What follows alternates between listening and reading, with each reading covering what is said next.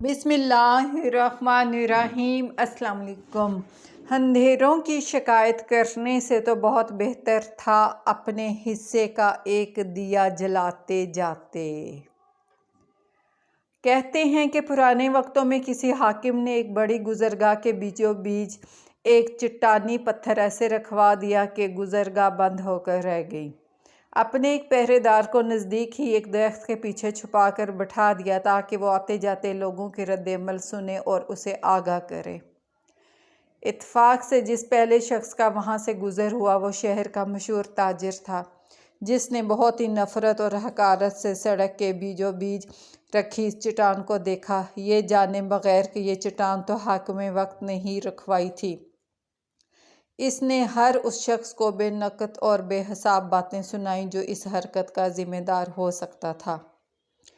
چٹان کے ارد گرد ایک دو چکر لگائے اور چیختے دہاڑتے ہوئے کہا کہ وہ ابھی جا کر اعلیٰ حکام سے اس حرکت کی شکایت کرے گا اور جو کوئی بھی اس حرکت کا ذمہ دار ہوگا اسے سزا دلوائے بغیر آرام سے نہیں بیٹھے گا۔ اس کے بعد وہاں سے تعمیراتی کام کرنے والے ایک ٹھیکیدار کا گزر ہوا۔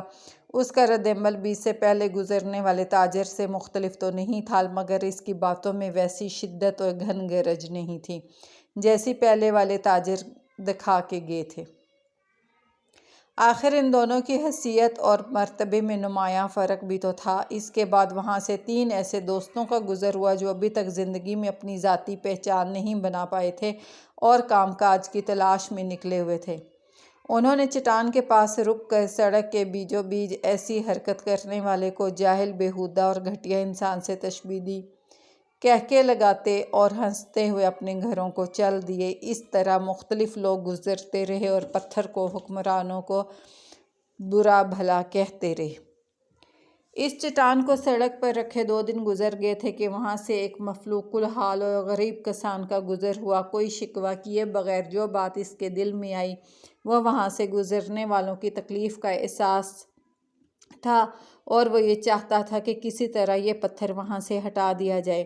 اس نے وہاں سے گزرنے والے راہ گیروں کو دوسرے لوگوں کی مشکلات سے آگاہ کیا اور انہیں جمع ہو کر وہاں سے پتھر ہٹوانے کے لیے مدد کی درخواست کی، اور بہت سے لوگوں نے مل کر زور لگا کر چٹان نما پتھر وہاں سے ہٹا دیا۔ جیسے ہی یہ چٹان وہاں سے ہٹی تو نیچے سے ایک چھوٹا سا گڑھا کھود کر اس میں رکھی ہوئی ایک صندوقچی نظر آئی، جسے کسان نے کھول کر دیکھا تو اس میں سونے کا ایک ٹکڑا اور خط رکھا تھا جس میں لکھا ہوا تھا: حاکم وقت کی طرف سے اس چٹان کو سڑک کے درمیان سے ہٹانے والے شخص کے نام، جس کی مثبت اور عملی سوچ نے مسائل پر شکایت کرنے کے بجائے اس کا حل نکالنا زیادہ بہتر سمجھا۔ اندھیروں کی شکایت کرنے سے تو بہت بہتر تھا اپنے حصے کا ایک دیا جلائے جاتے۔ Okay, take care all. اللہ حافظ۔